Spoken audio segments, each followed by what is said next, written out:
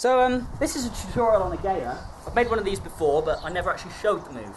So this is sort of a wind up of that, trying to condense it.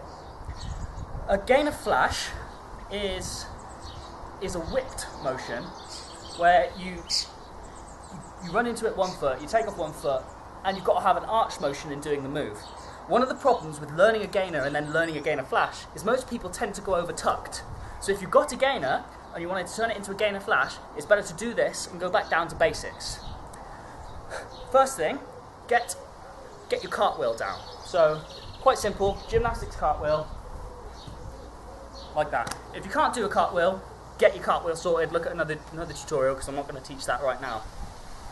So once you've done that, next you want to do your cartwheel, but instead of facing into it like this, you want to face it like this. So you're jumping over that shoulder into your cartwheel. And to begin with, you can go around the side, so it looks like this. The next thing you're doing is, that was very round the side, so the next thing to try and do is to have one arm go over this shoulder, while the other one goes back. And it encourages you to jump into that cartwheel more. So it'll look a bit more like this. And you can actually treat it like you're getting a lot of force into this. Now, that'll take a little bit of practice to get used to it, and you might find that a barrier at that point, learning to do that well. But that's definitely the next thing you should be doing, is getting that consistent.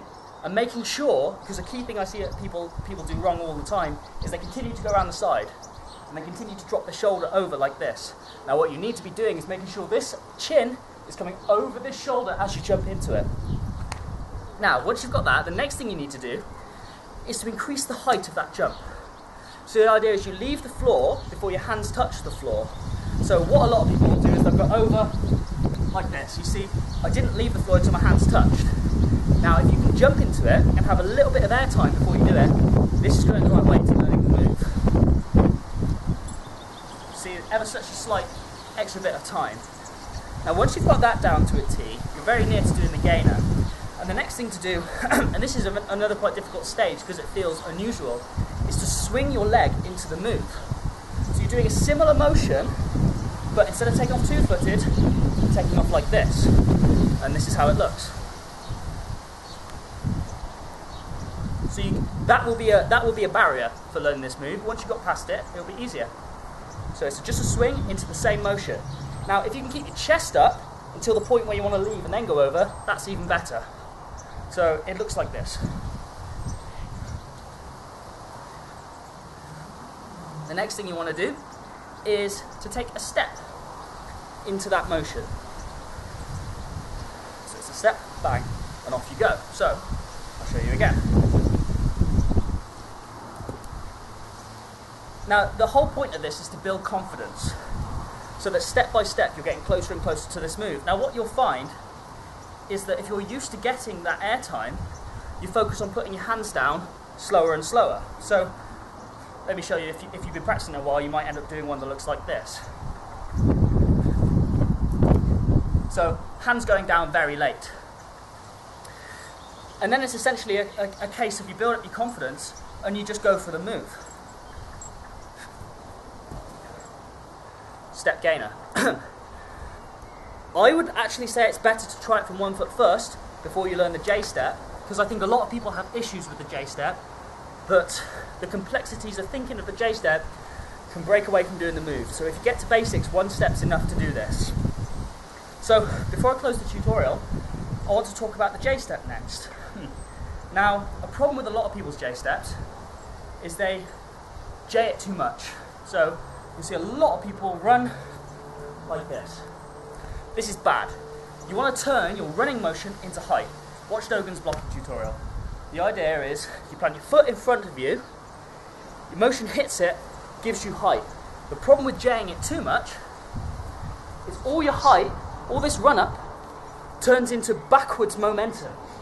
So it gets you the flick of a gainer flash, but it loses your height. With your J step, rather than staying in a straight line with a running setup, rather than J'ing too much, treat it like a slight 40-degree angle.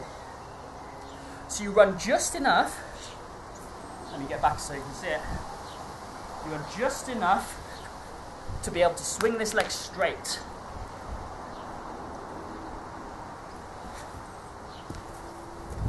And that is it really. That gives you plenty of block. It gives you good powerful run up, and because this leg is swinging straight, it allows you to get your momentum. Before I go, another common problem is to chuck your chest back too soon. So I see a lot of people with the gainer sort of take off like this. They get lots of rotation, but the height that they put their chest to is as high as they're ever going to go. So the way to solve this is as you J-step, or as you go into your gainer, or however you're doing it, you try and keep your chest over the running knee. Now what this acts to do is as you take off, your chest comes up with it. So you end up coming up, and all of a sudden you can see, if you're going here, your chest is there, you're coming here, and then arching, your chest's up here. So you can get an extra foot and a bit of height just from doing nothing. The only issue is this method is it's harder to get rotation. So once you've got your height, you need to have a strong core to be able to whip it round and kick it round. It's like a flash kick. You go up and you whip, and there's a point in the flash kick where you kick that leg really hard.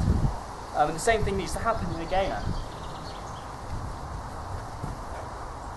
So that's my insight into a gainer flash rather, and I hope it's been helpful and improvement on my previous tutorials.